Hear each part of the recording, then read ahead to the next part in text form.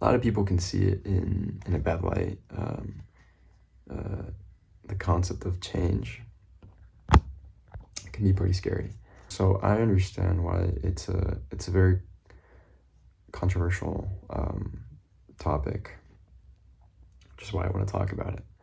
And I want to answer that question with another question. Is it really so bad to stay the same? Now, it depends who you ask this. Everybody will give you a different answer. I'll give you my answer. Yes. Yes, unless you know what you're doing and you're content with that. If you're in a place in your life where the things that you're doing constantly feel like they're repeating themselves, if the things that you're doing feel repetitive and like you're not making that progress that we're all searching for, then you're living a stationary life. Why do people settle? I don't know. But I do know that it depends on the person, and it depends on how far the stage you are in life. The reason people settle is because they have their shit figured out. These are people that have, a lifelong list of experience and lessons learned. People settle when they're old. But to settle, I'm sorry, I'm making a lot of cuts. I keep getting distracted. I'm not gonna lie to you. I'm not this online mentor. I'm not some fictional guru that is, has all the answers. I don't have the answers. I have my opinions. Ow. The way I process things is carefully. I try to be gentle with my approach to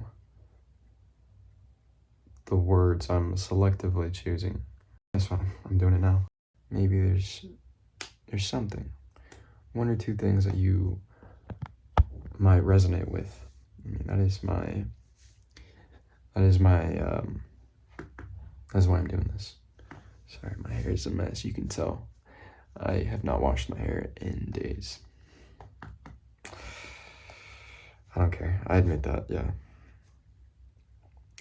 So we cover the points of change. Why is it such a bad thing? Why is it such a good thing? It's the way you look at it. It's all about perspective. I think that change is the best thing that can happen to you. I think that that's how people grow out of their shells. I think the best way to do that is to put yourself in uncomfortable situations. Yeah, so going to my next point. Should we constantly be looking for new experiences? Again, my answer is yes. But there's a key word in that question. Looking. Now, what does looking mean to you? I don't believe in the constant pursuit of searching for new experiences or even creating, because you can have a new experience every day. You have the free will to do something irrational and pay the consequences. That's something new. That's something exciting in the moment. That's a dopamine inducing scenario where you have the choice to do anything. You have that power to say or do whatever we want. we don't do that. Why? Because the consequences. We fear the consequences. We fear that change, the change that comes after. But in the process of doing something new, you can really find,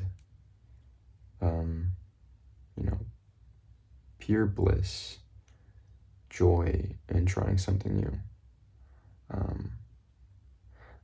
Trying something new is a very broad statement. Obviously, I'm referring something that benefits you or others. Please don't murder people. Don't kill anybody. All right, so should we constantly be looking for new experiences? Yes and no. I think that we should approach it in a open-minded way. We shouldn't chase it. See, that's what I mean by searching for it. Searching and looking are different. Looking means if it comes to you, you accept it. And then you embrace it with open arms. You don't want to chase it. You want to attract it. You want it to come to you. And in that moment, you'll realize that, this is what needed to be done all along. You needed to find your path. And sometimes it happens in the most unexpected ways. Like Forrest Gump once said, life is like a box of chocolates. You never know what you're going to get. And that couldn't be more true. So now,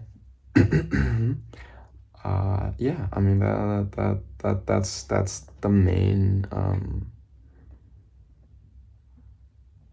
So now we're going to talk about what have I done in the past. I'm a person that adores new experiences. So I'm always looking for the next big thing. The problem with me is that I have a pretty bad habit of trying new things and then desolating them. Either I give up or I move on to the next thing without ever looking back.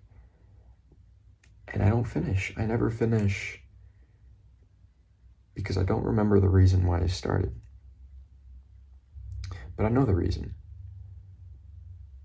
I know the reason now. It's because I'm in constant pursuit of experiencing new emotions that bring me joy or, laughter or just anything to play with that dopamine addiction that we all have. I'm always wanting more.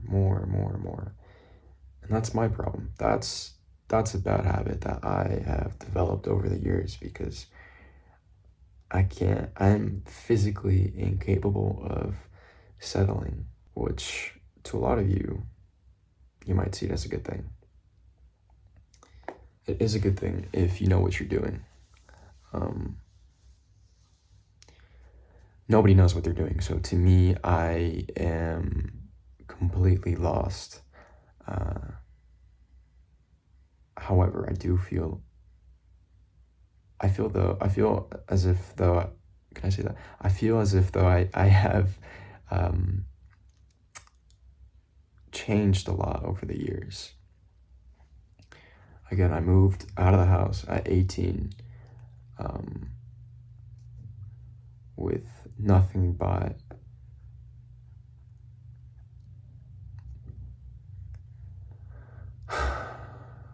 doubts and probably a little bit too much ambition. But that was the difference that kept me here, was that voice in the back of my mind. Not a bad one, it was a good one. Saying that, I'm going to accomplish all of these things. I'm going to become the person that I've always wanted to be. And that, don't get me wrong, that is a very good thing.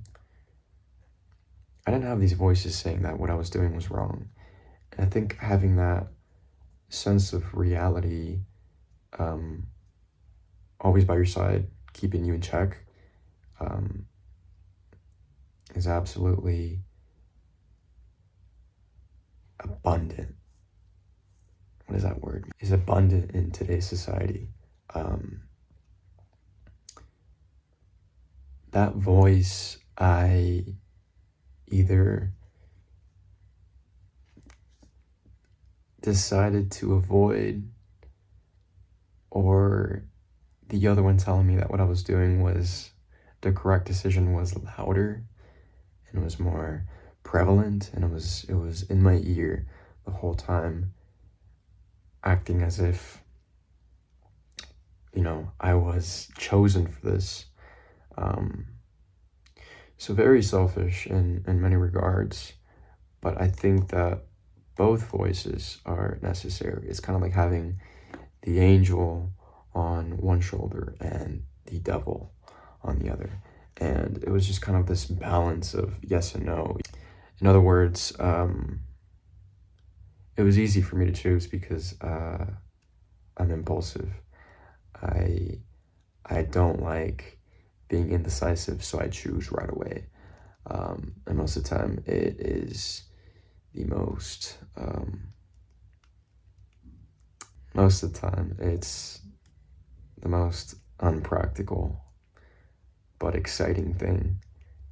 And that's my problem, is that I tend to have difficulty being realistic with myself and my capabilities. So that's what I've done. That's been my life the last 2.5, 3 years. And it's scary playing that game, the what if game that you know, is constantly clouding my mind. What would have happened if I stayed? What would have happened if I did this or that? Again, another theme that I'm going to bring up in a lot of videos is regret. I could regret a lot of things, but regret is something you decide to do. In the end, regret is catastrophic and detrimental to our mental health. If you think about it, there's also no reason to regret, even if you really want to, even if you have no other feeling in your bones but regret because of that awful decision you made in 2006, where you screwed your family and you went broke and you lost the house and your daughter grew up without you. If I'm talking about you, I'm sorry, but that is, of course, a hypothetical scenario. You as a man or as a person living with those thoughts that you really fucked up, what do you gain from that?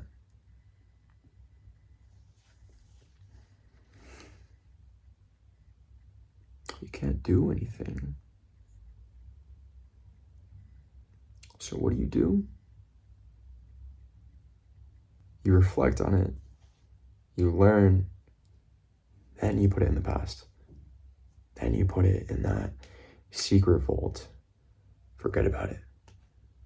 It's over with. And I guess what I'm trying to do now for myself and for you is to be that little light at the end of the tunnel, telling myself that as long as you continue forward, it'll be okay. It has to, right? I mean, there's no other way. The outcome is only what you put in your mind.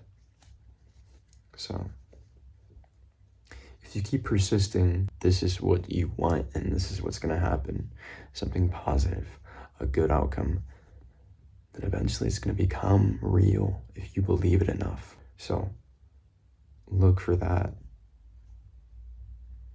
situation that makes you uncomfortable, because that'll without a doubt translate to new experiences, which you will grow from, which will bring the change. You as a person and your life will change if you change first before everything else around you does. For the better. For better, for worse. So, just my 2 cents. And one last thing, if you guys have any idea how to make an outro, I'm not going to steal it from someone else, but maybe I can get inspired. Give me ideas, because I don't know how to end videos. I'll figure it out, but yeah, this is me saying bye. So I have to make one last final note. God, stop looking at yourself. All right, guys. I hope you got something from this. If you didn't, that's okay. I'll see you in the next one. Bye.